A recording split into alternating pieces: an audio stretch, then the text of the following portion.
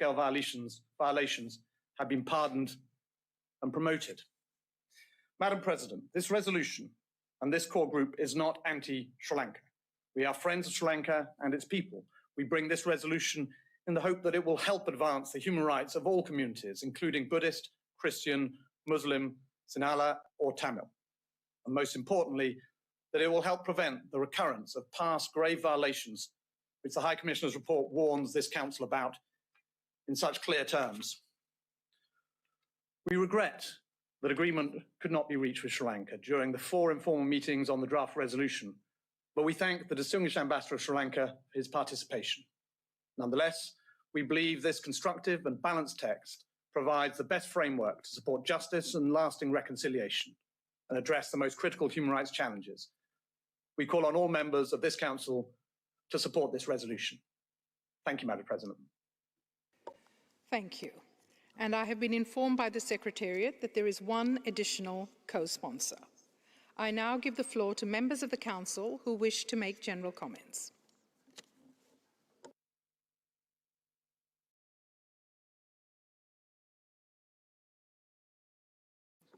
I give the floor to the distinguished representative of Austria. Thank you, Madam President. I have the honor to speak on behalf of the EU member states that are members of the Human Rights Council. This general comment has been agreed by the EU as a whole. We thank the cross-regional group for presenting this very balanced resolution. Reconciliation, accountability, and human rights in Sri Lanka have been considered in the Human Rights Council for many years, including through consensual resolutions in previous years. The EU regrets that the government of Sri Lanka has withdrawn its support to these resolutions. We are concerned about a setback of the important gains made. It is key that the Human Rights Council signals the international community's continued support for post-conflict reconciliation and accountability in Sri Lanka. This resolution is also important given the warning signs of a deteriorating human rights situation, including erosion of democratic checks and balances, rise of exclusionary rhetoric, intensified surveillance and intimidation of CSOs, human rights defenders and victims, as well as discrimination of persons belonging to religious and ethnic minority communities. The EU is deeply concerned about these developments. We call on the government of Sri Lanka to continue to promote reconciliation, accountability, and human rights in Sri Lanka, including through cooperation on this resolution. For the above-mentioned reasons, the EU supports Resolution L1/Rev1 and hopes it will be adopted by this Council by consensus. Thank you. Thank you. And I now give the floor to the distinguished representative of the Philippines.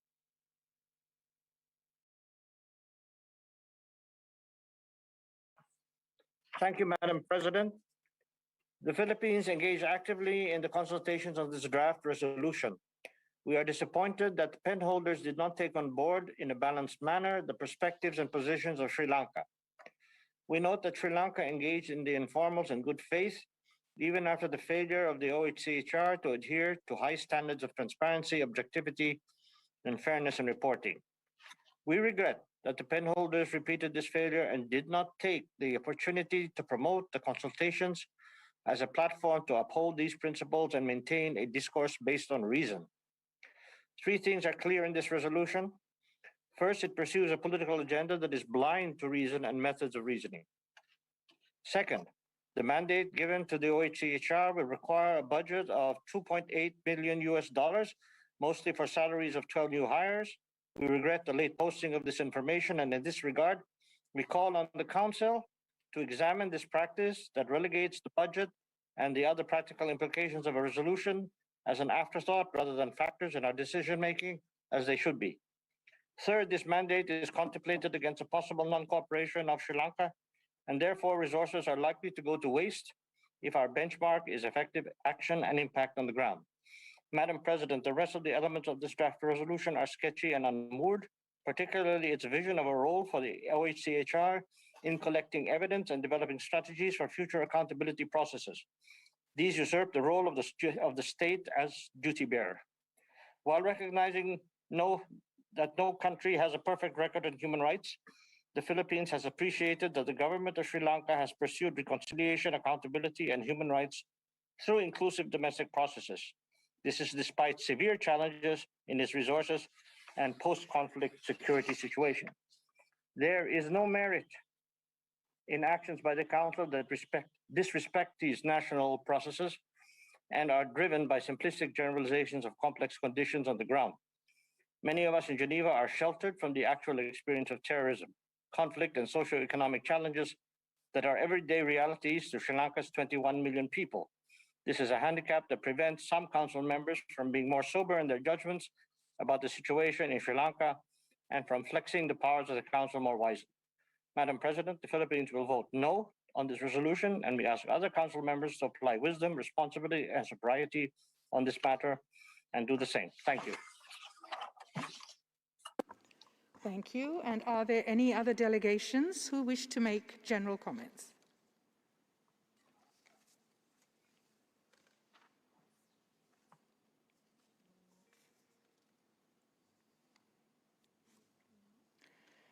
I see none, and we shall now hear from the concerned country. I will give the floor to the distinguished representative of Sri Lanka. Madam President, it is deeply regrettable that a group of countries has tabled a country-specific resolution against Sri Lanka in spite of Sri Lanka's consistent and constructive engagement with the Human Rights Council and with the proponents of the resolution themselves.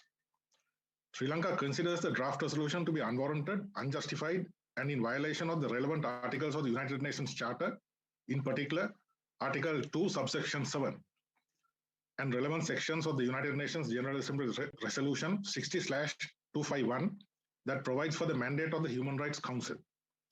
It is based on the rejected report of the OHCHR on Sri Lanka, which was tabled at this session, and which violates the principles of sovereign equality of all states and non-interference in internal affairs. The resolution is presented without the consent of Sri Lanka as the country concerned and is therefore unhelpful and divisive. No country has a greater interest in bringing about reconciliation among its peoples than the country concerned, a point that has repeatedly been emphasized during the proceedings of this council. The list of co-sponsors of the resolution amply demonstrates the divisive nature of this resolution. Madam President, Sri Lanka categorically rejects the unprecedented proposal in OP 6 of the resolution to expand the role of the OHCHR. This is a dangerous precedent and will have wide-ranging implications for all countries. All members of this council will agree that this body cannot assume tasks not assigned to it by the UN General Assembly in Resolution 60/251 or in subsequent resolutions. In addition, I cannot emphasize enough the dangers posed to all nations, particularly those of the Global South, by the trajectory taken in this resolution, which is urging action on the basis of emerging trends and warning signs, that is, events that have not yet happened. In this context, it is highly regrettable that the draft resolution that has been presented today appears to have ignored all these reservations and concerns. Against this background, I call upon all members of this council to objectively assess whether Sri Lanka represents a situation that warrants the financial and human resources and the urgent attention of this council in this exaggerated and polarized manner at a time of severe financial constraints indicated by the Secretariat. Over $2.8 million is the estimated cost of this exercise, and over a dozen new staff members are to be recruited according to the PBI.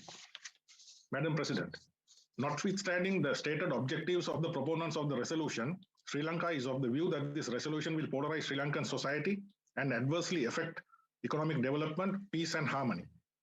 For all the above reasons, Sri Lanka rejects this draft resolution and requests the members of this council to reject this resolution by a vote. Thank you. Thank you. I have been informed by the Secretariat that there are PBIs in the amount of $2,856,300, and copies of the statement were posted on the extranet. I'll now give the floor to members of the Council who wish to make explanations of votes before the vote on the draft proposal.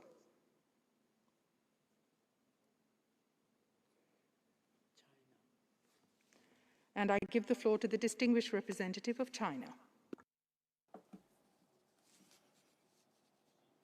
Madam President, China commends the Sri Lanka government for its commitment to promoting and protecting human rights, promoting sustainable economic and social development, improving people's living standards, safeguarding the rights of vulnerable groups, promoting national reconciliation and combating terrorism.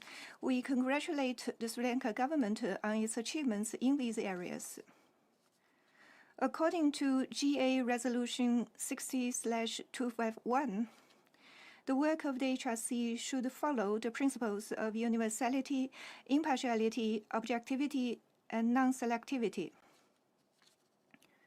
All parties should promote and protect human rights through genuine dialogue and cooperation, and refrain from double standards and politicizing human rights issues. We advocate that all countries should observe the purposes and principles of the UN Charter, respect the sovereignty and independence of other countries, and abandon the practice of interfering in other countries' internal affairs, undermining other countries' sovereignty and international cooperation under the pretext of human rights. The sponsors of draft resolution L1 Rev 1 disregards the efforts and achievements by the Sri Lanka government to promote and protect human rights, ignores the wishes of the Sri Lanka people, and interferes in Sri Lanka's internal affairs under the guise of human rights, and disrupts the excellent situation of Sri Lanka's development and stability. The purposes and principles of the UN Charter and protect human rights. Sovereignty and independence is a typical example of politicizing human rights.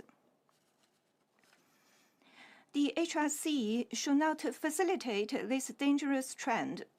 To safeguard the purposes and principles of the UN Charter and the principles established in GA Resolution 60/251, China requests a vote on draft resolution L1 Rev 1 and will vote against it. We call on the HRC members to jointly vote against this resolution. Thank you. Thank you. And I now give the floor to the distinguished representative of Japan. Thank you, Madam President. Japan recognizes the need for improvement regarding the human rights situation in Sri Lanka, as well as the need for further efforts towards national reconciliation in the country.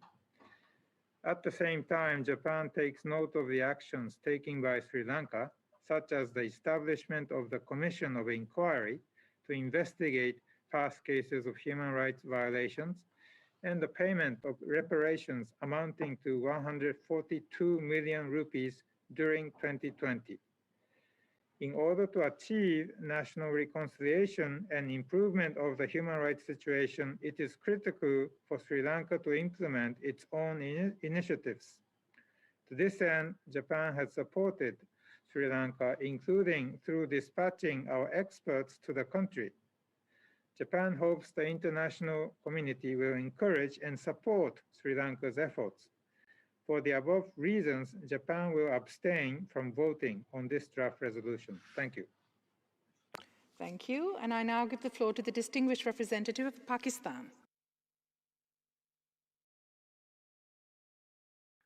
Thank you, Madam President. Pakistan has always advocated dialogue and engagement as preferred means to advance respect for and to resolve concerns around human rights. Consent of and cooperation with the country concerned are essential ingredients in support of national efforts to promote compliance with human rights obligations. We appreciate Sri Lanka's constructive engagement throughout the informal consultation on the draft resolution before the Council. The Sri Lankan delegation made proposals to align the draft text with its national action plans on reconciliation and accountability, including through empowerment of Commission of Inquiry as well as offices on missing persons and reparations. We regret rejection of these proposals. Ignoring these suggestions were a missed opportunity to secure national ownership of the draft resolution in line with aspirations of the Sri Lankan people.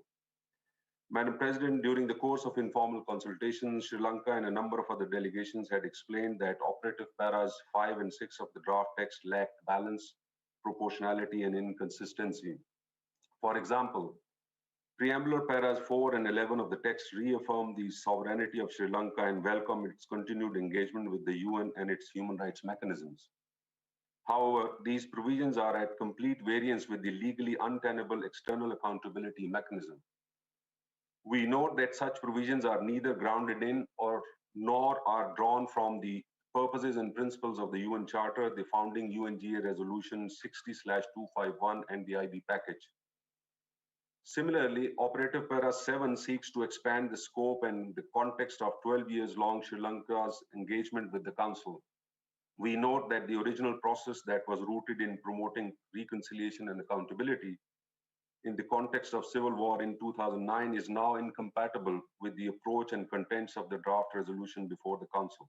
Madam President, each country, including the sponsors of this resolution, have human rights challenges on which there may be diversity of views, interpretations, and solutions depending upon national context and circumstances. Having said that, we have seen media reports related to concerns over burials during the COVID-19 pandemic. We appreciate the steps taken by Sri Lankan government to address these concerns. And we encourage Sri Lanka to continue such steps to preserve the pluralistic fabric of the society where people of different faiths have been living in harmony for centuries. Madam President, the estimated PBIs of $2.8 million for the annual implementation of OP6 also raises serious questions about the equitable utilization of regular budget, especially when the OHCHR and the Council are facing serious liquidity crisis. Deployment of 13 posts in OHCHR on Sri Lanka, nearly the size of a branch, can hardly be justified when OHCHR is faced with serious financial crunch. We request this OHCHR for a breakdown of PBIs and share information on how the financial resources would be arranged for this mandate without compromising other mandated activities from the regular budget. Resort to extra budgetary resources or voluntary contributions would undermine the transparency, impartiality, and credibility of the whole process. Madam President, draft resolution also fails to acknowledge the long struggle of the Sri Lankan people and government against LTTE, an internationally recognized terrorist organization. The horrendous terrorist activities by this organization, aided, abetted, and financed externally, had resulted in the loss of innocent lives and depriving the people of Sri Lanka from their basic rights and freedoms.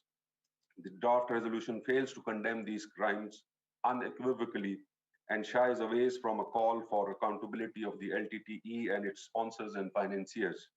Unfortunately, the draft resolution appears to rekindle the sufferings rather than healing the wounds of the people of Sri Lanka. Madam President, in view of these reasons, Pakistan delegation would call the resolution to a vote and vote against it. I thank you. Thank you. And I now give the floor to the distinguished representative of Venezuela. President, Venezuela reiterates its opposition to the selective practice wielded by some countries who are members of this council, who for purely political grounds table initiatives such as this draft resolution L1/Rev1 against the Socialist Democratic Republic of Sri Lanka. Such initiatives do not enjoy the assent of the country concerned, and they violate the principles of respect for sovereignty and non-interference in the domestic affairs of states. We are deeply troubled that the text of the draft resolution seeks to establish the competency of the Office of the High Commissioner for Human Rights to collate criminal evidence for future judicial processes, turning it into a body of criminal inquiry, a flagrant violation of the mandate contained in Resolution 48141 of the General Assembly, which established the OHCHR in the first place. We are also deeply alarmed by the distortion of the preventive approach as a concept, preventive in terms of human rights, that is, a distorted and perverted interpretation of that goal, which is further embedded in this antagonistic initiative against Sri Lanka, which seeks in advance of any concrete findings to disproportionately punish alleged violations of human rights, violations which never took place. It is regrettable that the sponsors of draft resolution L1/Rev1 seem to have ignored the major efforts undertaken by the government of Sri Lanka to comply with its commitments in terms of human rights and to do so since the restoration of peace in 2009. President, Venezuela rejects as baseless the interventionist attempts underway into the internal process being experienced by this country towards true national reconciliation. We'd like to flag the major risk inherent in biased draft resolutions, which follow an interventionist model such as this one. This practice is a throwback to the anachronistic practices and selective proceedings which some major powers and their allies seek to impose, an assault on independence and sovereignty of the countries of the global south, particularly those countries that will not bow the knee to the whims of these global powers. We condemn the selective nature, the politicization, and the blatant double standards in these initiatives, which establish hostile mandates at the behest of those who seek to uphold murky interests of their own.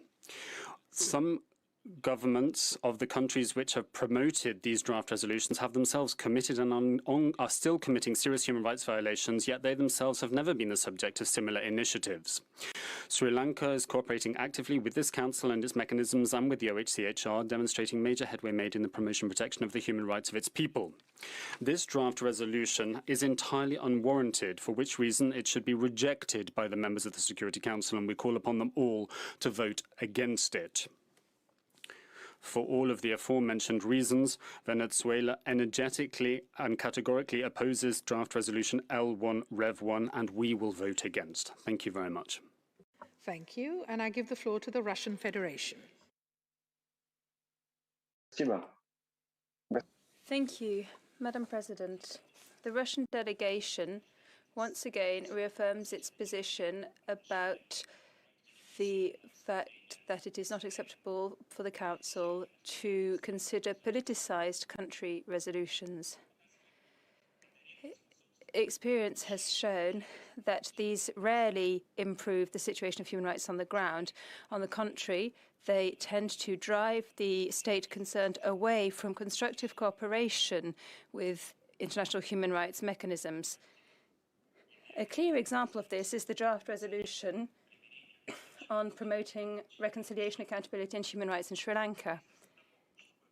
Instead of trying to support the country's delegation and encourage it to engage in dialogue, the sponsors of the draft resolution have preferred to continue using a former practice of making allegations against it. This draft resolution does not reflect balance or objectivity. Therefore, the Russian Federation will vote against this draft resolution, and we call on other states, members of the HRC, to follow suit. Thank you for your attention. Thank you. And I give the floor to the distinguished representative of Cuba. Gracias. Thank you, President. The Human Rights Council should prioritize cooperation and constructive and respectful dialogue. And universal mechanisms such as the UPR should be used as the sole guarantee of ensuring that we fairly and not on a selective basis address human rights issues and concerns. The resolution before us currently does not enjoy the support of Sri Lanka. The government of this country has provided clear and convincing and abundant proof on its position with regard to this resolution, and that should be respected. For that reason, that draft resolution will only further serve the ends of politicization, bias, and double standards which have crept into this forum and which should be decried. We agree with the opinion and the concerns that have been flagged by previous speakers about the prevention component contained within this draft resolution. And we're also concerned about the mandate that we are seeking to confer upon the OHCHR if we adopt this resolution, calling upon them or granting them the right to compile evidence as a precursor to future trials. Cuba will continue to uphold the basic principles of cooperation, dialogue and exchange between all countries, and to do so on the basis of the content of the United Nations Charter. President, we reject this draft resolution. Exchange between all countries, and to do so on the basis of the content of the United Nations Charter. President, we reject this draft resolution. Exchange between all countries, and to do so on the basis of the content of the United Nations Charter. President, we reject this draft resolution. Exchange between all countries, and to do so on the basis of the content of the United Nations Charter. President, we reject this draft resolution. Exchange between all countries, and to do so on the basis of the content of the United Nations Charter. President, we reject this draft resolution exchange between all countries and to do so on the basis of the content of the United Nations Charter. President, our development assistance has focused on the restoration of livelihoods and economic revival, especially in Sri Lanka's northern and eastern. Our development assistance has focused on the one is a support to the Tamils of Sri Lanka for equality, justice, dignity, and peace. The other is in ensuring the unity, stability, and territorial integrity of Sri Lanka. We have always believed that these two goals are mutually supportive, and Sri Lanka's progress is best assured by simultaneously addressing both objectives. India supports the call by the international community for the government of Sri Lanka to fulfill its commitments on the devolution of political authority, including through the early holding of elections for provincial councils, and to ensure that all provincial councils are able to operate effectively in accordance with the 13th Amendment to the Sri Lankan Constitution. At the same time, we believe that the work of OHCHR should be in conformity with the mandate given by the relevant resolutions of the UN General Assembly. We would urge that the government of Sri Lanka carries forward the process of reconciliation, address the aspirations of Tamil community, and continues to engage constructively with the international community to ensure that the fundamental freedoms and human rights of all its citizens are fully protected. I thank you, Madam President. Thank you. And I give the floor to the distinguished representative of Brazil for a video statement. Madam President, Brazil thanks the core group for presenting the draft resolution on Sri Lanka. We commend the participation of the Sri Lankan ambassador during the informal consultations as a proof of goodwill, which certainly contributed to a more open and balanced approach during the discussions. We regret that in the end, the Sri Lankan mission decided to dissociate from the process due to different perspectives that could not be accommodated by the core group. In our view, those differences are not irreconcilable, however. While we acknowledge that progress was achieved on the ground in Sri Lanka, we understand that the situation of the country remains of interest to this Council. The Council needs to bear in mind the risk of new episodes of violence and intolerance related to religion or ethnicity. It can support local authorities to foster, to the extent possible, a meaningful and sustained process of promotion of reconciliation, accountability, and human rights in the country. On the other hand, Brazil firmly believes the engagement and cooperation of the concerned country is key to the success of the initiative. While we encourage Sri Lanka to continue to cooperate in good faith, we stress the government's legitimate concerns regarding key issues. Firstly, it did not come unnoticed that some of the recommendations in the office's report presented to the Council might have overstepped the mandate of a body that does not deal with peace and security issues within the UN system. Secondly, evidence relating to violations and abuses of human rights can only result from impartial, transparent, and thorough investigations. Prejudgments and politically motivated accusations must be kept at bay. We also share concerns expressed by some delegations during consultations on the implications of OP6. It requests certain measures to be taken by the office without the establishment of an international accountability mechanism, which would have been the common practice. With the above-mentioned considerations, Brazil will vote in favor of draft resolution 46/L.1 Rev 1 on Sri Lanka. I thank you. Thank you, and I give the floor to the distinguished representative of Bolivia. Gracias. Thank you very much, President. As this is the first time that I am taking the floor, I'd like to take this opportunity to express my government's commitment to ensuring this Council can work towards the proper protection and promotion of human rights. Bolivia rekindled democracy in 2020.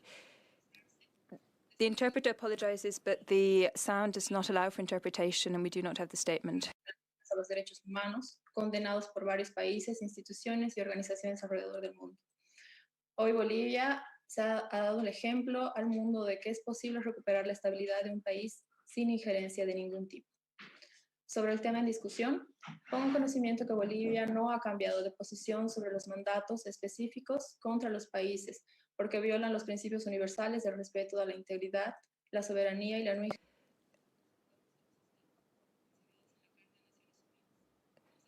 We do not accept that human rights are used as a political tool.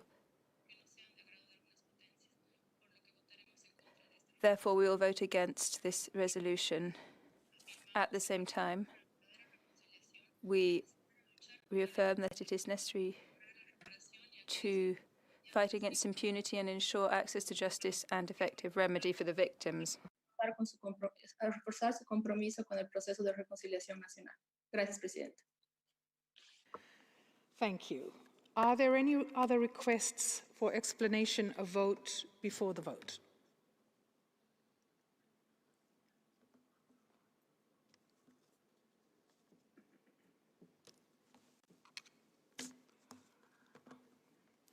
I see none.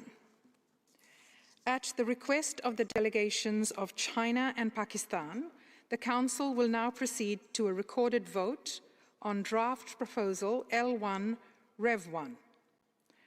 I ask all members of the Council to log out and log in again to e-delegate to avoid being logged out of the system for security reasons while the vote is taking place. Please note that your vote will appear on the screen after a delay of 4 to 6 seconds. I now ask the Secretariat to activate the vote, and I ask all delegations to register their vote.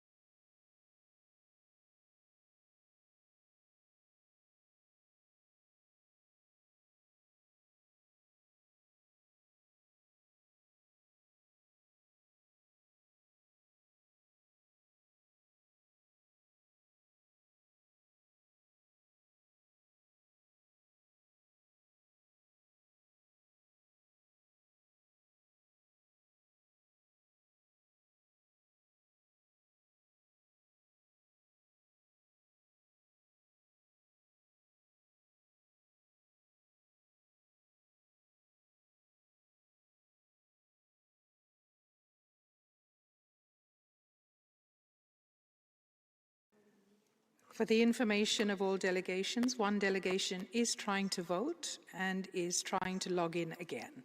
I ask for your patience, please.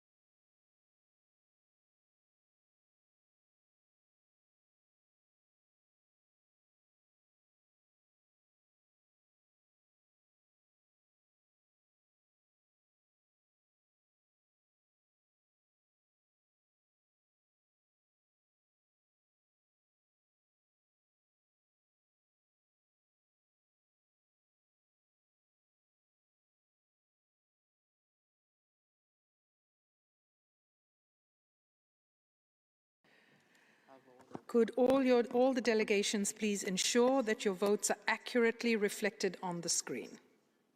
If so, I will ask the Secretariat to close the vote.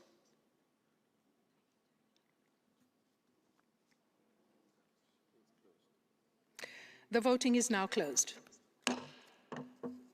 The results of the recorded votes are as follows: 22 in favour, 11 against, 14 abstentions.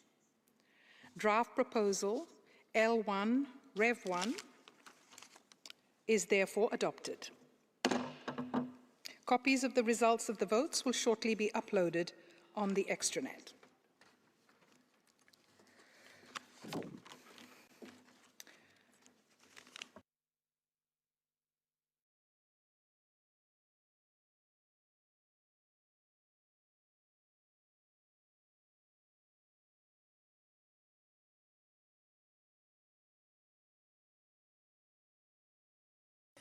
Yes. We will now take a short technical break for 3 minutes.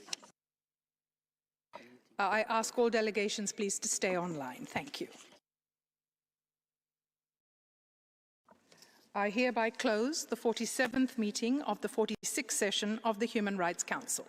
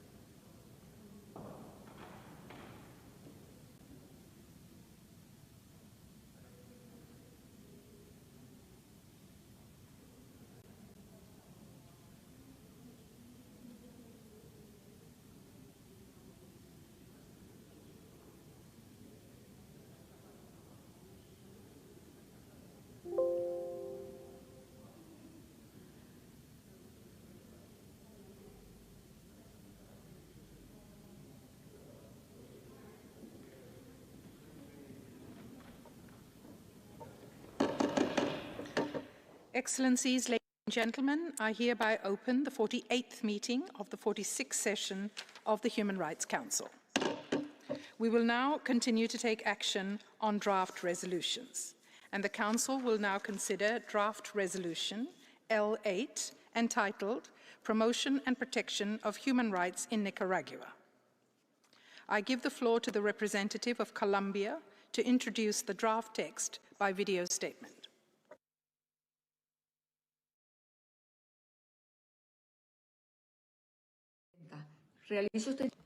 President, I am making this statement on behalf of Brazil, Canada, Chile, Costa Rica, Ecuador, Paraguay, Peru, and my own country, Colombia, the sponsors of draft resolution L46/7 entitled Promotion and Protection of Human Rights in Nicaragua, which was submitted under Agenda Item 2. Almost 3 years have gone by since one of the most serious socio-political and human rights crises in America started. Since then, this Council, through decisions 40 and 43/2, has ascertained firsthand the progressive deterioration of the human rights situation in Nicaragua, a situation which has been further exacerbated by the COVID-19 pandemic and natural disasters. The latest report by the High Commissioner of the United Nations for Human Rights, which was presented during this 46th session, gives an account of the human rights violations that continue to be committed in Nicaragua. The report also reflects the silence and the zero cooperation with human rights mechanisms and the non-existent political dialogue by those who, for more than 14 years now, have controlled the Nicaraguan state. 49 delegations are co-sponsoring our effort to contribute to a solution to this difficult situation in Nicaragua. President, this Council has a mandate to and a moral obligation to seek to use all those tools available to it in order to protect and promote human rights. Therefore, the draft resolution calls on the Nicaraguan government to act in good faith and to cooperate with regional and international human rights mechanisms and to accept without delay humanitarian assistance. The draft resolution calls on this Central American state to take steps to ensure the application and exercise of democracy by the people of Nicaragua. We call for an end to the serious human rights violations there and to impunity. President, member states, ladies and gentlemen, for the reasons I have just mentioned, I invite everyone to adopt by consensus draft resolution L46/7 entitled Promotion and Protection of Human Rights in Nicaragua. Thank you very much. I thank you. I have been informed by the Secretariat that there are 8 additional co-sponsors. I now give the floor to members of the Council who wish to make general comments.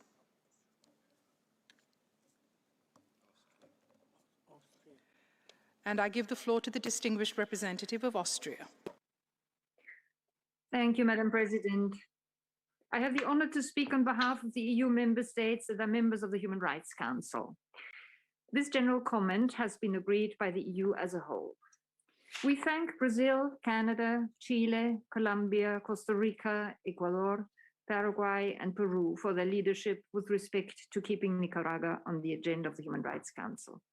It is of concern to the EU that democracy, the rule of law, and human rights continue being undermined in Nicaragua, including by persistent restrictions on civic space and the state repression of dissent, which includes acts of intimidation, harassment, and unlawful or arbitrary detention and surveillance of political opponents, demonstrators, journalists, and civil society. The EU shares the grave concern expressed in L8 about recent legislative and constitutional reforms that further disregard civil and political rights and the lack of accountability for past and ongoing violations and abuses. We call on Nicaragua to cooperate with the regional and international human rights systems, including to implement the recommendations put forward by the OHCHR. The EU urges the government to enter into an urgent and inclusive dialogue on electoral reforms with the Nicaraguan opposition, including the various national organizations and political parties that have presented electoral reform proposals aimed at guaranteeing fair and transparent elections and to fulfill its commitments taken in agreement with the opposition in March 2019. This is an essential step to restore trust, and we stand ready to engage constructively and work together with the government towards a peaceful and democratic way out of the ongoing crisis. Human rights are fundamental to peaceful, inclusive, and just societies. The EU stresses that the continued reports of torture, arbitrary detentions, increased violence against women and girls and indigenous peoples, and the prevailing impunity in Nicaragua speak to the need for continued monitoring by this country. For all the reasons reflected above, the EU member states that are members of the Council will vote yes, and we call on the future membership, on the full membership of the Council to join the call on Nicaragua to respect, protect, and fulfill human rights in line with its obligations under international law. Thank you. Thank you. Are there any other requests for the floor to make general comments?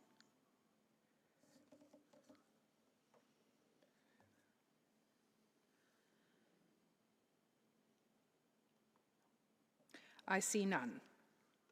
We shall now hear from the concerned country, and I give the floor to the distinguished representative of Nicaragua. You have the floor.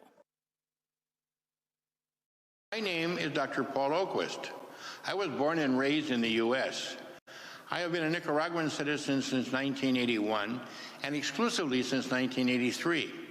I am author of the book Equilibra, The Philosophy and Political Economy of Existence and Extinction.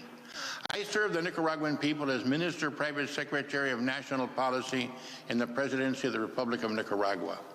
Last year, I had my civil, political, and human rights violated by an illegal, unilateral, coercive measure by which the U.S. Treasury, by administrative edict, without judicial recourse, made me a permanent economic untouchable for having served in the Nicaraguan cabinet beginning in 2007, a cruel and unusual punishment. In this century, there have been 8 coups d'etat and coup attempts in Latin America and the Caribbean, namely Venezuela 2002, Haiti 2004, Honduras 2009, Ecuador 2010, Paraguay 2012, Brazil 2016, Nicaragua 2018, and Bolivia 2019. Each and every one of these coups and attempts were against democratically elected leftist or progressive governments. This represents a massive interference in Latin American Caribbean politics and violation of the civil, political, and human rights of the affected peoples and of Latin America as a whole. In the case of Nicaragua, the slogan most used by the coup plotters was, "Que se vaya ya," go now.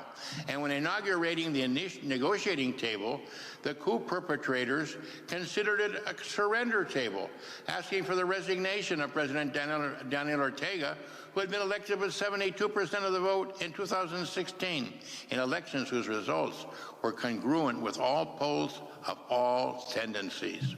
The entities linked to the coup have been financed by U.S. agencies for years, and they visited U.S. officials at the highest level, who explicitly stated that they not only wanted to overthrow the government of Venezuela, but also the governments of Cuba and Nicaragua.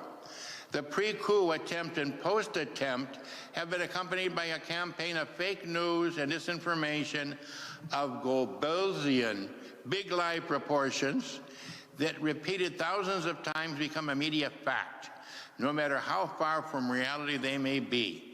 This type of campaign is very common these days in the media and social media, but it is unfortunate to see it in human rights reports, weaponized in favor of coup plotters who seek to disrupt democratic institutions. We denounce this proposal as politicized, and if approved, it will politicize this council. The resolution is based on the big lie about Nicaragua and is a faithful copy of the narrative and fictitious positions of the coup plotters, making this council an accomplice that distributes punishment from the so-called international powers. Therefore, Nicaragua hereby expresses its non-acceptance and absolute rejection of this proposal that constitutes an aggression against the people of Nicaragua. I thank you. I have been informed by the Secretariat that there are PBIs in the sum of $421,500 for this draft proposal. Copies of the statement were posted on the extranet. I now give the floor to members of the Council who wish to make explanations of votes before the vote on the draft proposal. And I give the floor to the distinguished representative of Venezuela.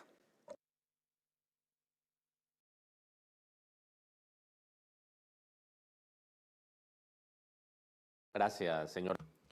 Thank you, President. We reject, in vehement terms, Draft Resolution L.8. This initiative is a clear interference in the internal affairs of the Republic of Nicaragua. It is unacceptable that this Council continues to be used as a tool for politicization, following the agenda of some powers and their regional allies who seek to destabilize sovereign nations. This draft resolution pursues the same objective of those groups which in 2018 sought to destabilize through violence the government of National Reconciliation and Unity of Nicaragua. It also reflects support for extremist factions operating outside the country and which have historically shown that they have no interest in the well-being or progress for Nicaraguan citizens. We call on the member states of this council to reject Draft Resolution L.8, the text of which is completely imbalanced and the content of which shows no sign of contributing to Nicaragua's development. On the contrary, this draft resolution aims to discredit a sovereign state that lives in full democracy, peace, and continuous development. The initiative submitted is full of subjective appraisals and considerations that are partial, incomplete, and misrepresentative, and they create a scenario which only exists in the minds of those countries that promote it. It's far removed from the real situation of human rights in Nicaragua. Nicaragua has rejected this draft resolution as being inadmissible and arbitrary. It is a total denial of Nicaragua's independence and sovereignty and proposes an illicit intervention into the internal affairs of the country, aiming to reduce Nicaragua to some kind of protectorate of the sponsoring countries. The homeland of Sandino is an example of national dignity which throughout its history has demonstrated bravery in the face of imperial sieges.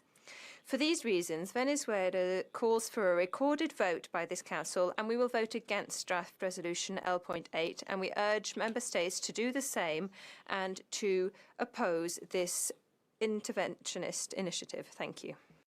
Thank you, and I give the floor to the distinguished representative of Cuba. Gracias, Presidenta. Thank you, President.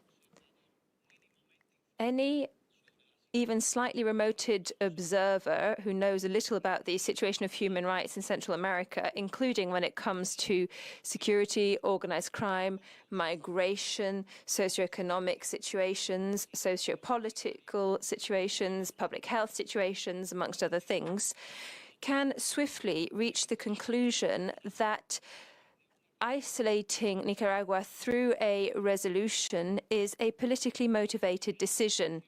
Such an observer would also conclude that when it comes to certain matters, this Council lives in a bubble, which is far removed from reality and from common sense. Cuba would like to reiterate its unwavering support for the Nicaraguan government and people in their firm decision to preserve peace and social, economic, security, progress and headway towards national unity.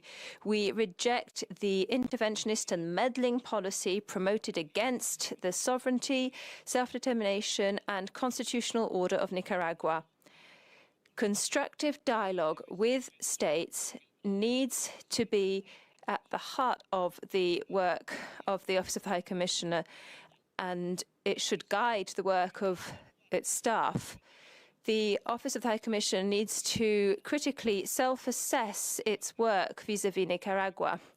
Cooperation on the ground with human rights mechanisms and the office is something that is done upon request by states, and states can end such cooperation when they deem that fit. President, Cuba rejects draft resolution L8, and therefore we will vote against it. Thank you. Thank you. And I give the floor to the distinguished representative of Mexico. Thank you, President. My delegation will vote in favour of draft resolution L8 in representation of our concern of the human rights situation prevailing in Nicaragua. We'd like to thank the sponsors of the text, which reflects the comments, proposals and input put forward by various countries during the informal consultation process. We believe that, generally speaking, this draft resolution does bring together various sources of concern that were duly captured in the report of the Office of the High Commissioner, issues which deserve the attention and the follow-up of this Human Rights Council. That said, we do believe that certain aspects of the draft could lead to confusion and could have benefited from greater clarity, such as, for example, the calls for legislative reform to be enacted. It would have been desirable for the text to reflect the degree of cooperation that exists between the Nicaraguan government and various agencies of the United Nations to address the COVID-19 emergency and the aftermath of those hurricanes which had such a serious impact on this country. As far as Mexico is concerned, it is vital that we continue to promote constructive dialogue with the Nicaraguan authorities in order to encourage them to resume the path towards cooperation and collaboration with international organizations. Where we have a text which duly and reflects in a balanced way the principal issues of concern, and which emphasizes and underscores the recommendations which should be acted upon, it will be easier to reach understanding. We launch a respectful appeal to the penholders of this initiative and the Nicaraguan authorities to maintain open channels of communication in order to ensure that this, our brother country, can overcome the challenges with which it is confronted with the support and cooperation of the international community, and to do so with full respect for sovereignty and for the Charter of the United Nations. Thank you very much. Thank you. And I give the floor to the Russian Federation. President, this draft resolution is biased and not aimed at improving the human rights situation in Nicaragua, but at unpicking the political situation in the country.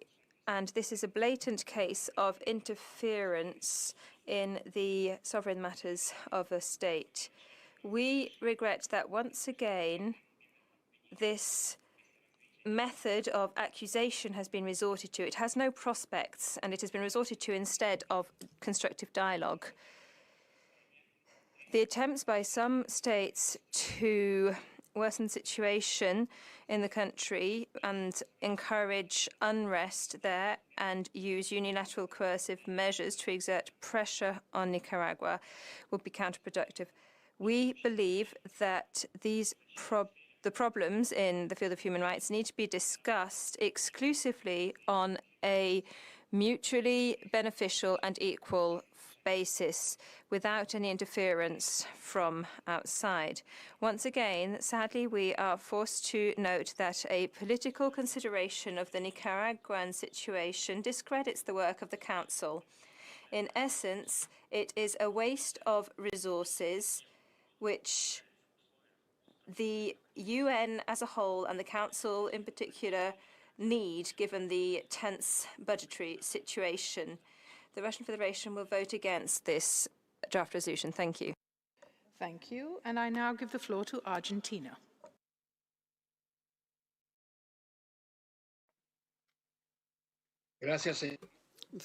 Thank you, President.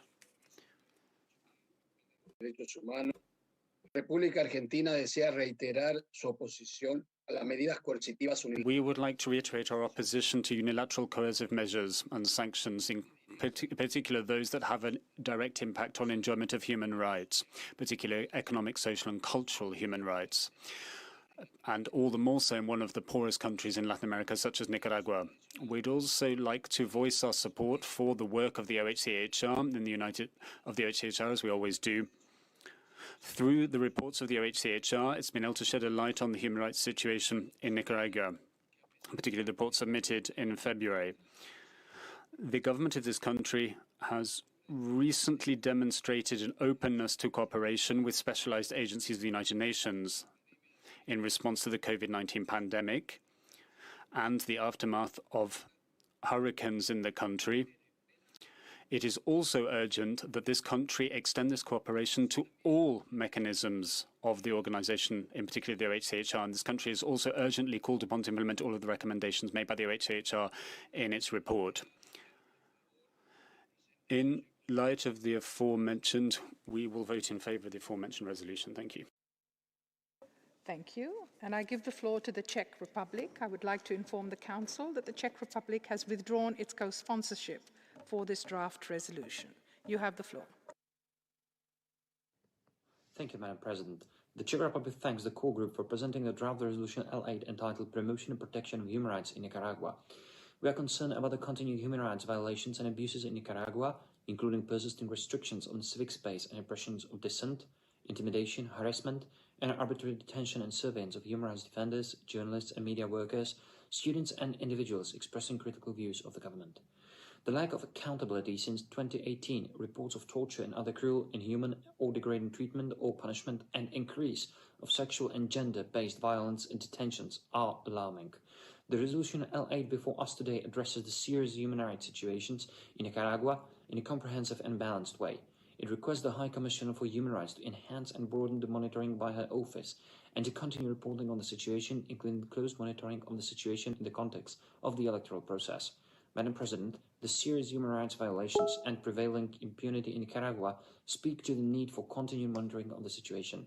For the reasons stated above, the Czech Republic strongly supports the resolution L8, Promotion and Protection of Human Rights in Nicaragua. We will vote yes on the resolution and call on all members of this Council to do likewise. I thank you. Thank you. And I give the floor to the United Kingdom. I would like to inform the Council that the United Kingdom has withdrawn its co-sponsorship for this draft resolution. The United Kingdom, you have the floor. Thank you, Madam President. The UK will vote in favour of Resolution L8 entitled Promotion and Protection of Human Rights in Nicaragua.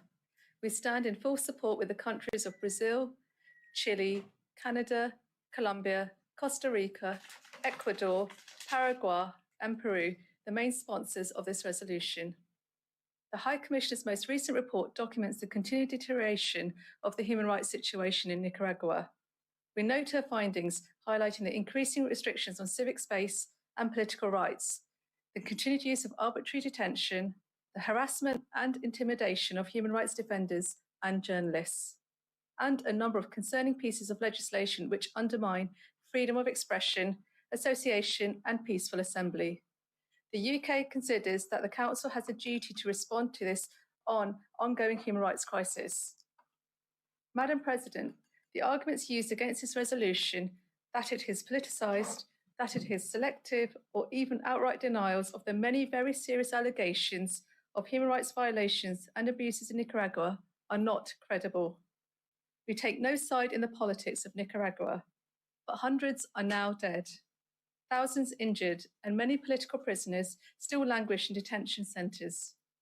The perpetrators of the crackdown in 2018 have still not been held to account. This resolution is both warranted and also much needed. The UK considers that OHCHR monitoring and reporting is vital in the lead up to Nicaragua's presidential elections in November 2021. We call upon the Nicaraguan government to cooperate fully with UN investigations and regional human rights mechanisms. This resolution, which maintains international scrutiny and pressure, paves the way towards improving the human rights situation for all Nicaraguans. We urge all members of the Council to vote in favour of this resolution. Thank you. Thank you. And are there any other delegations requesting the floor for explanation of vote before the vote?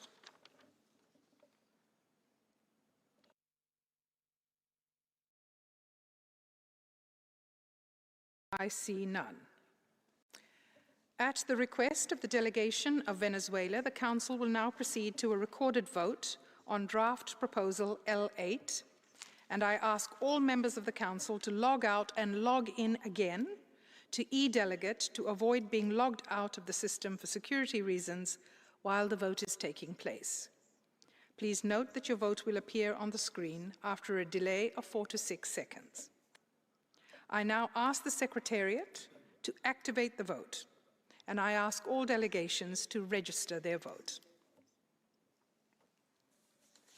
Delegations may wish to click on the refresh button on the top left-hand side of the screen in case the draft proposal does not appear immediately on the screen.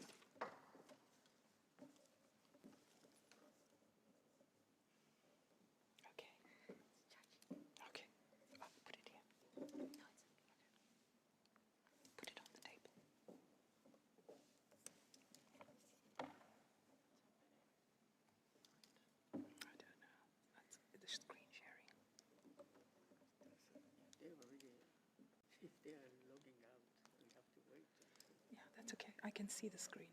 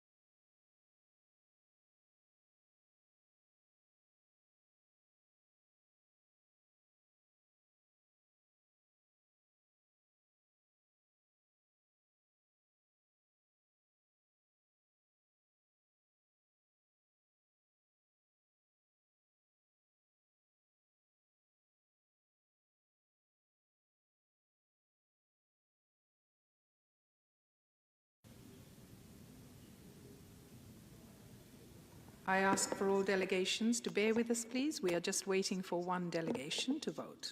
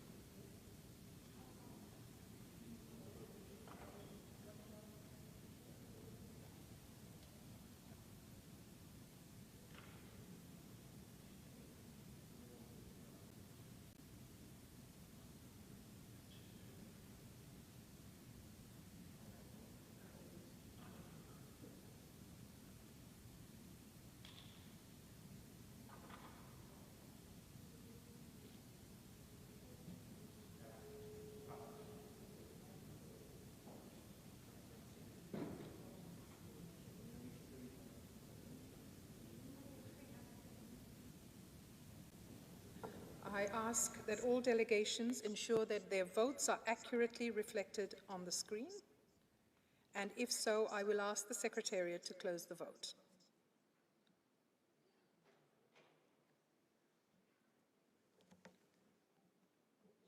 The voting is now closed. The results of the recorded votes are as follows: 20 in favor, 8 against, 18 abstentions. Draft proposal L8 is therefore adopted.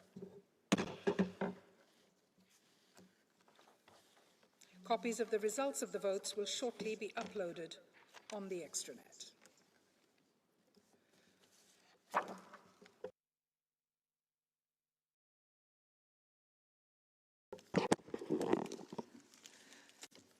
The Council will now consider Draft Resolution L31, entitled The Human Rights Situation in the Occupied Palestinian Territory, including East Jerusalem, and the obligation to ensure accountability and justice. And I give the floor to the distinguished representative of Pakistan on behalf of the OIC to introduce the draft text. You have the floor. Thank you, Madam President. On behalf of the OIC member states and co-sponsors, Pakistan presents the draft resolution entitled Human Rights Situation in the Occupied Palestinian Territory, including East Jerusalem, and the obligation to ensure accountability and justice as contained in document A/HRC/46/L31. In the spirit of constructive engagement and efficiency demonstrated by the State of Palestine and the OIC member states, we this year have merged the two texts on ensuring accountability and human rights situation. The objective of the draft resolution is to shed light on the deteriorating situation characterized by grim and grave human rights violations and lack of accountability in the occupied Palestinian territory, including East Jerusalem.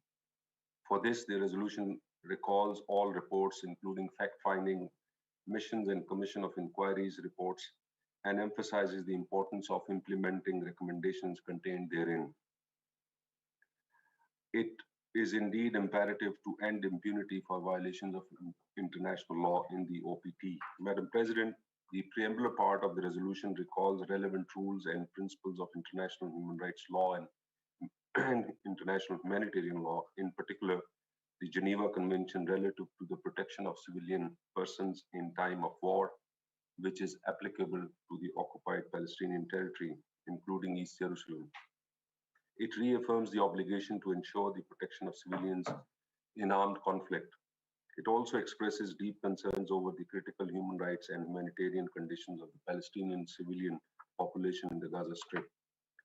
The operative part of the draft resolution demands that all practices and actions that violate the human rights of the Palestinian people should cease. It reaffirms the core principles and rules of international law in this regard and demands that Israel should comply with the provisions of the Fourth Geneva Convention and with its legal obligations under international human rights law, including in times of pandemic, and ensure the non-discriminatory access to COVID vaccines. The resolution also calls upon all states to promote compliance with their human rights obligations. It further calls on all high contracting parties to the Fourth Geneva Convention to respect and to ensure respect for international humanitarian law in the OPT, including East Jerusalem, in accordance with Article 1, common to the Geneva Conventions, and to fulfill their obligations under Articles 146, 147, and 148 of the Convention. As this resolution calls for upholding the human rights and ensuring accountability for violations of international law, we hope the Council members would join consensus by adopting this resolution. I thank you. Thank you. And I have been informed by the Secretariat that there are 8 additional co-sponsors. I now give the floor to members of the Council who wish to make general comments.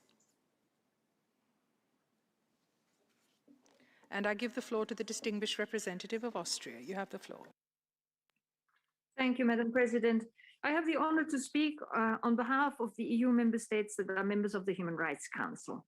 This general comment has been agreed by the EU as a whole. We wish to thank the Mission of Palestine for its engagement and efforts on this and other resolutions. We welcome the choice to present this merged text under item 2, thus reducing the overall number of resolutions and taking into account our principal position on item 7. We recognize the considerable effort made by the Palestinian mission, and we look forward to continue engaging with them in a positive spirit. Thank you very much. Thank you. Are there any other delegations requesting the floor to make general comments?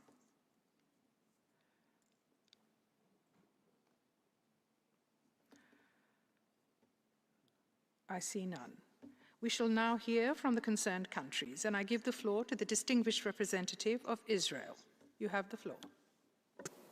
Madam President, this resolution may be presented under item 2 but it still contains the same one-sided, distorted understanding of the situation on the ground like its Item 7 predecessors.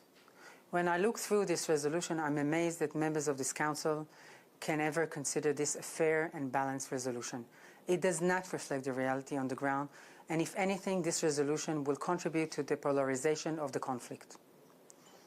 Madam President, how can this resolution reflect the reality on the ground when Hamas is not mentioned? Hamas is a terrorist organization that is responsible for the most abhorrent human rights abuses against Israelis and Palestinians alike. In fact, to reflect the absurdity of this resolution, it only mentions terrorism and incitement when condemning Israel and does not attribute any responsibility to Palestinian actors. How can this resolution reflect the reality on the ground without mentioning the 100,000 trucks which entered Gaza from Israel carrying food, fuels, and more over the past year, or without mentioning the more than 2,000 tons of textiles worth 65 million shekels exported from Gaza last year? How can this resolution reflect the reality on the ground without mentioning the 140,000 medical permits given to Palestinians to be treated in Israel, including 13,000 children? How can it reflect reality without mentioning that it is the Palestinian Authority responsibility to vaccinate its own people, and that despite this, Israel has facilitated the vaccine against COVID-19 for over 100,000 Palestinian workers? How can this resolution not mention the positive cooperation between Israel and the PA in facing the pandemic throughout the past year? Madam President, this resolution does not reflect the reality on the ground because this is not the purpose of it. Its purpose is not to ensure accountability and justice, nor to objectively assess the human rights situation. The sole purpose of this resolution by those who wrote it and those who support it is to negate Israel. It's to paint a picture, to tell a story, which the Palestinians continues to tell, one that does not reflect the reality.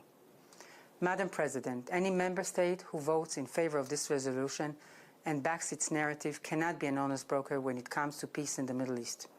Voting for this resolution is voting for a one-sided narrative with the sole purpose of negating my country, while understanding that it has no impact on the ground. Therefore, I call on member states of this Council to vote no to this resolution. Thank you. Thank you. And I now give the floor to the distinguished representative of the State of Palestine. You have the floor.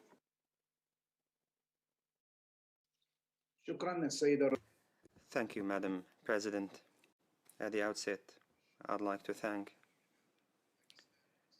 the Pakistan, the coordinator of the Islamic group. I would also like to thank the mission of the European Union and those who sponsored the resolution on the situation of human rights in the OPT, including East Jerusalem, and the obligation to ensure accountability and justice. This resolution comes in the context of the international obligation of the universal jurisdictions as a tool to ensure preventing grave violations of IHL and the international human rights law and the international customary law. The mission of Palestine this year has proceeded to consolidate the resolutions of the human rights situation and accountability. We are amazed as when we approach Item 7, it would be said that Israel is being singled out. And when we approach the ICC for justice, some would reject that on the grounds that Palestine is not recognized as a state. This is indeed another sin perpetrated by these states. When we approach Item 2, when we reduce the number of resolutions taken into consideration or remarks and amendments with a view to reaching a consensual format, some of the countries that would vote or abstain from voting on this resolution would increase. This leads us to emphasize that these countries should not at all call for accountability in any part of the world, given its duality, given the politicization that they use while we are speaking about the principle of accountability.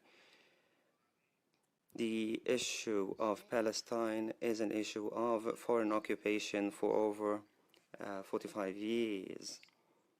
The idea of accountability, remedy, and reparation should be a consensual matter for all countries. It is a precondition to consolidate non-impunity, and this is connected with the implementation of law through national and international legal mechanisms, in addition to the obligations of the high contracting countries to take deterring practical steps as per Articles 146, 147, 148 of Geneva Conventions, the fourth Geneva Convention. We also call for the implementation of the recommendations and the conclusions of the fact-finding missions sent by your council, your August Council, since 2006, as well as the outcome of the high contracting Party Summit held in 2014. Thank you, Madam President. Thank you. I have been informed by the Secretariat that there are no PBIs for this draft proposal. I now give the floor to members of the Council who wish to make explanations of votes before the vote on the draft proposal.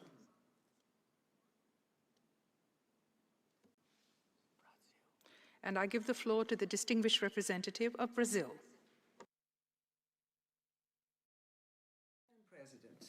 Brazil firmly believes a comprehensive Israeli-Palestinian peace agreement ensuring a fair and equitable solution acceptable to both sides remains an attainable and desirable goal. We stand ready to engage in constructive dialogue with all concerned parties. Respect for international law, international humanitarian law, and international human rights law is the cornerstone for peace and security in the region. Brazil reiterates its support to the right of self-determination of the Palestinian people in accordance with international law. We welcome the decision by the Palestinian delegation at the present session to further reduce the number of initiatives presented under item 7 of the agenda. Brazil considers it important that the Council continue to monitor the human rights situation in the occupied Palestinian territories. On the other hand, we regret key aspects of the combined text on the human rights situation in the occupied Palestinian territory, accountability and justice, L31. It remains profoundly unbalanced, partial and biased. It continues to single out Israel for wrongdoing while essentially ignoring violations of human rights by other parties. The issues of accountability and international criminal justice seem to be misplaced and misconstrued in the text. Likewise, references on possible war crimes and crimes against humanity have no place in a resolution that should focus on reporting by the High Commissioner on Human Rights. For such reasons, Brazil requests a vote on the resolution on the human rights situation in the occupied Palestinian territory, including East Jerusalem and the obligation to ensure accountability and justice. Brazil will vote against the resolution. I thank you. Thank you, and I give the floor to the distinguished representative of the United Kingdom. You have the floor.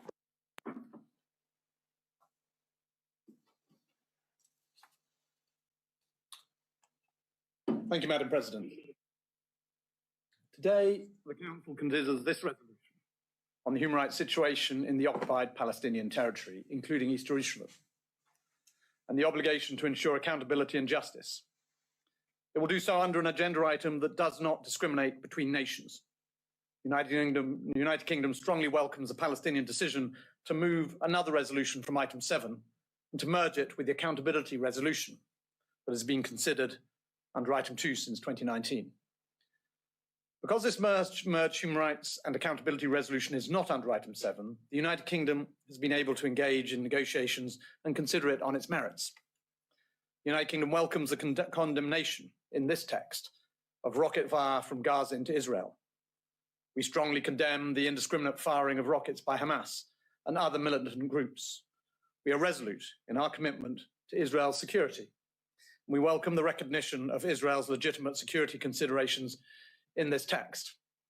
These have been long-standing UK asks that increase the balance in the text. Over the past year, we've seen high numbers of demolitions and evictions across the West Bank and significant settlement advancement by the government of Israel, including in sensitive locations around East Jerusalem. We continue to be concerned by the treatment of Palestinian minors in Israeli military detention and by accusations of excessive use of force by the Israeli Defense Forces. The UN and its member states should address these serious matters in a measured and proportionate manner. Ultimately, Madam President, a solution to this long-standing conflict requires appropriate scrutiny of all parties. Despite positive moves, the United Kingdom's view is that the resolution put before the Council today should address more fully the conduct of Hamas and other militant groups in Gaza, particularly Hamas's treatment of the Palestinian population of Gaza, including on issues such as freedom of expression. On that basis, we will abstain.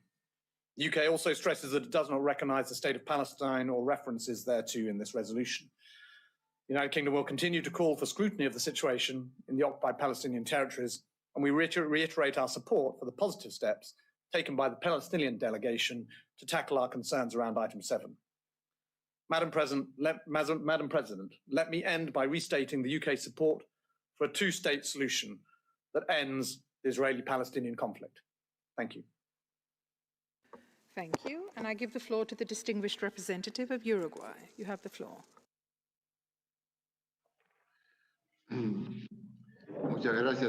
Thank you very much indeed, Madam President.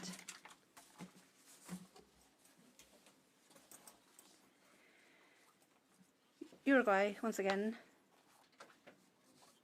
reiterates its support for the two-state solution, sharing the space with internationally recognized borders.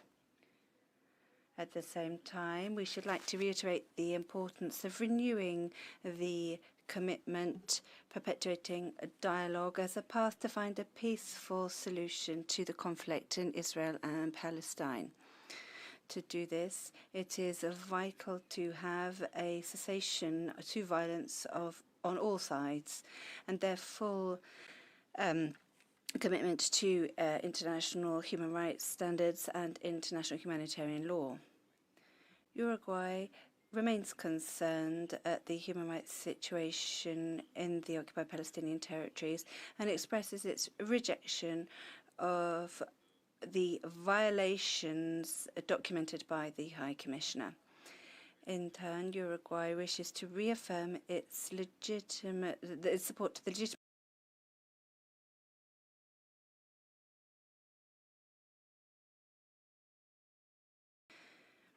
in peaceful coexistence with their neighbours, echoing the concern noted in the High Commissioner's report on the indiscriminate launching of rockets and missiles by armed groups against that country.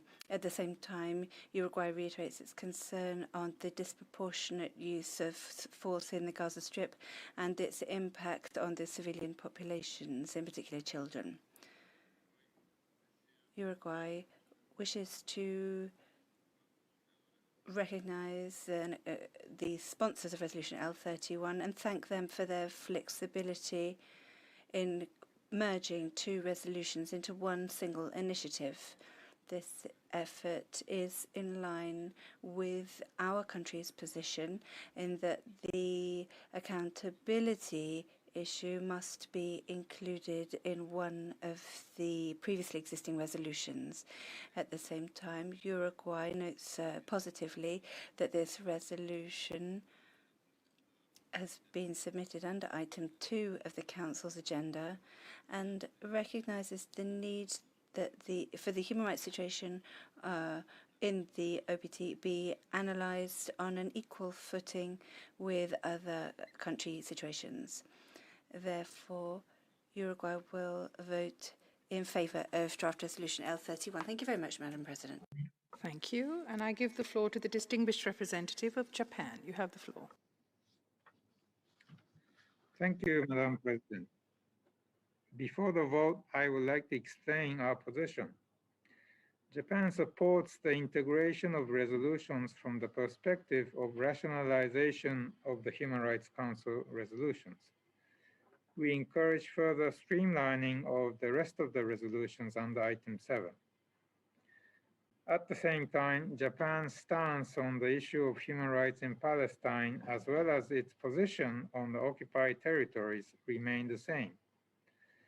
The Human Rights Council has an important role to play in responding effectively to the crises and dire human rights violations witnessed in various places around the world, and protecting and promoting the human rights of all people.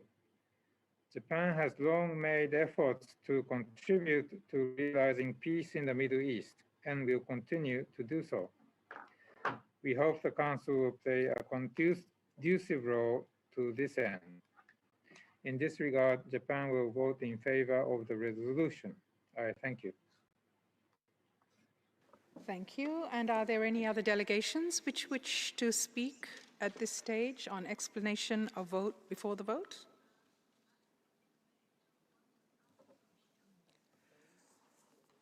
I see none. At the request of the delegation of Brazil, the Council will now proceed to a recorded vote on draft proposal L13. I again ask all members of the Council to log out and log in again to e-delegate to avoid being logged out during the voting process. I now ask the Secretariat to activate the vote, and I ask all delegations to register their vote. I remind delegations to click on the refresh button on the top left-hand side of the screen if the draft proposal does not appear on your screen.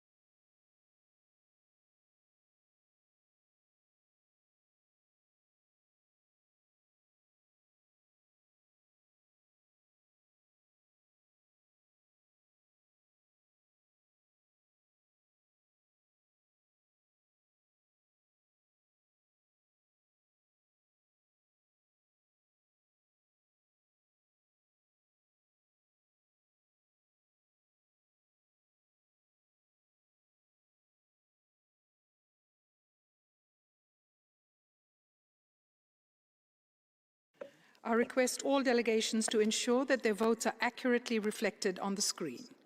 And if so, I will ask the Secretariat to close the vote.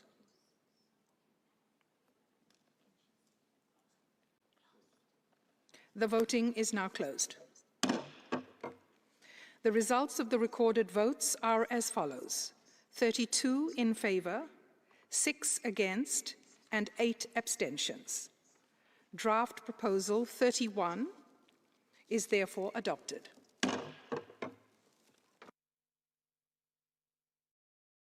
Copies of the results of the votes will shortly be uploaded on the extranet.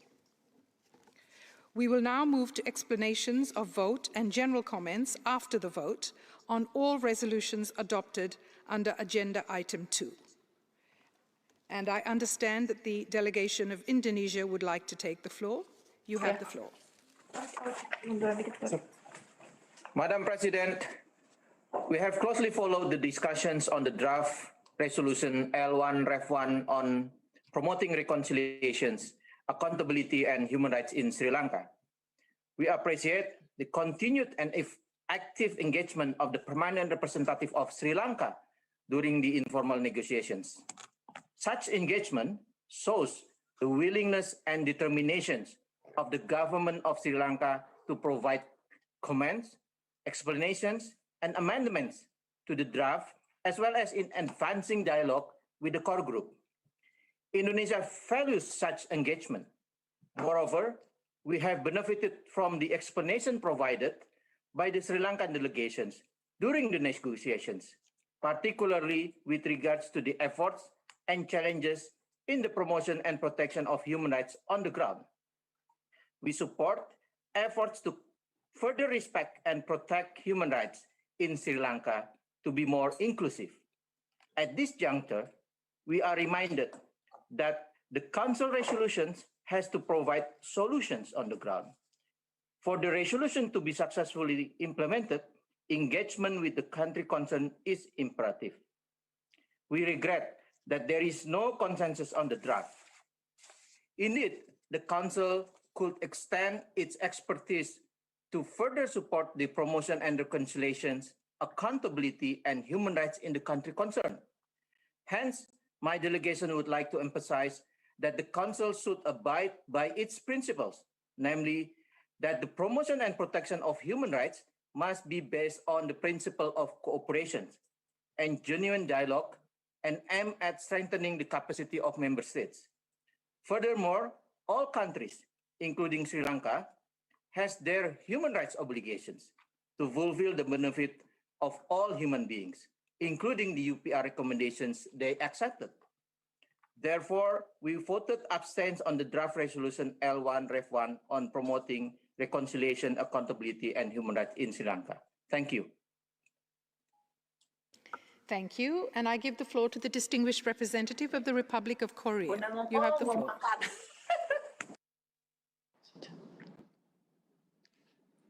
Thank you, Madam President. With regard to the draft resolution L1-REF1, the Republic of Korea voted in favor. In addition, I would like to provide the following explanations. The Republic of Korea notes with appreciation that the government of Sri Lanka has engaged in various efforts to promote national reconstruction and prosperity. We also acknowledge the government of Sri Lanka's progress in its commitment and contribution in the field of rebuilding infrastructure, demining, resettling internally displaced persons, and rehabilitating former child soldiers after the devastating conflict. We note that Sri Lanka successfully held the presidential election in November 2019, followed by the general election in August 2020 in a transparent and democratic manner. The Republic of Korea welcomes the government of Sri Lanka's reaffirmation of its engagement with the UN system and the UN human rights mechanisms. We trust that the government of Sri Lanka will achieve further advances in reconstruction, reconciliation, and accountability at the earliest possible time. I thank you. Thank you. And I give the floor to the distinguished representative of Nepal. You have the floor. Thank you, Madam President. My delegation would like to deliver this statement of explanation of vote with regard to the draft resolution L1 Rev 1 promoting reconciliation, accountability, and human rights in Sri Lanka.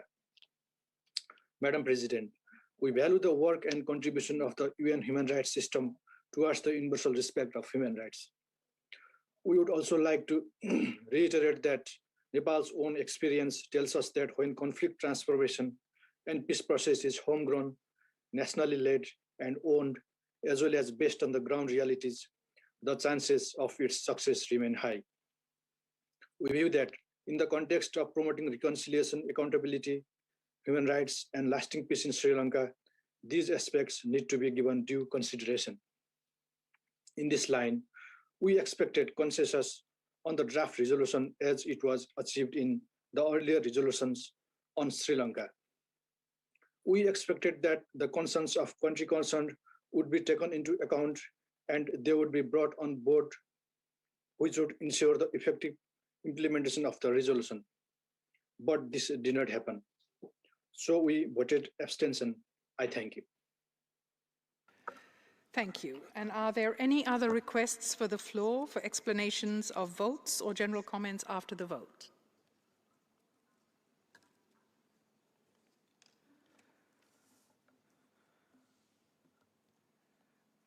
I see none.